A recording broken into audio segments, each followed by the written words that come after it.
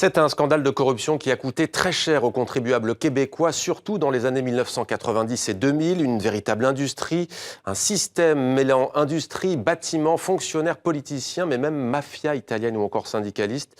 Il a fallu la mise en place d'une commission Charbonneau pour que ce système soit démasqué. Cette commission vient de rendre son rapport. On retrouve à Montréal, au Québec, Catherine François. Bonjour Catherine. Peut-être d'abord quelques mots sur le mandat de cette commission Charbonneau, mais aussi sur ce qu'il faut retenir de ce rapport.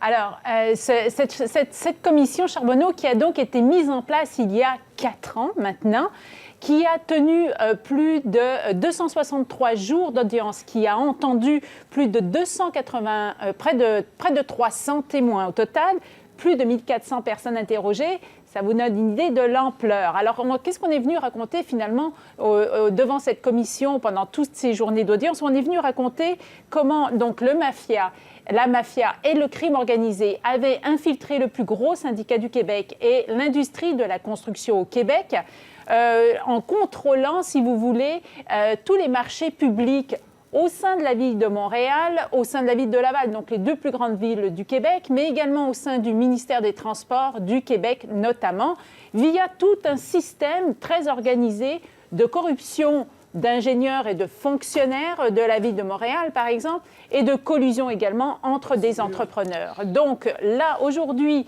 on rend public le rapport final de cette commission, plus de 1700 pages, c'est tout frais, ça vient de sortir, et je vous dirais, essentiellement, ce qu'il faut retenir, Mohamed, c'est les 60 recommandations qui sont faites par la juge France Charbonneau dans ce rapport, en fait, des recommandations qu'ils ont faites directement au gouvernement du Québec, et notamment la mise en place d'une autorité des marchés publics, justement pour gérer l'octroi des marchés publics à Montréal et dans les principales villes du Québec et au sein du gouvernement du Québec pour éviter justement qu'on se retrouve avec tous ces systèmes de collusion et de corruption.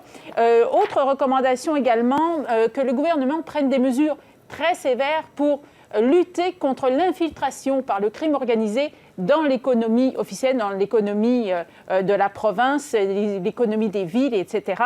Et pour finir, je vous dirais, Mohamed, dans sa présentation qu'elle vient de faire, la juge France Charbonneau, elle a salué le courage de tous les témoins qui sont venus expliquer parfois presque, j'allais dire, au péril de leur vie, puisque la mafia et le crime organisé étaient impliqués. Et elle a tenu à dire aux Québécois que ça sera une vigilance pour chacun d'entre nous ici, finalement, de tous les jours, pour ne pas hésiter à retourner dénoncer ces pratiques de corruption et de collusion, parce qu'on se doute bien qu'elles vont avoir tendance à perdurer. Catherine François, à Montréal, au Québec, pour TV5 Monde. Merci Catherine pour ces précisions.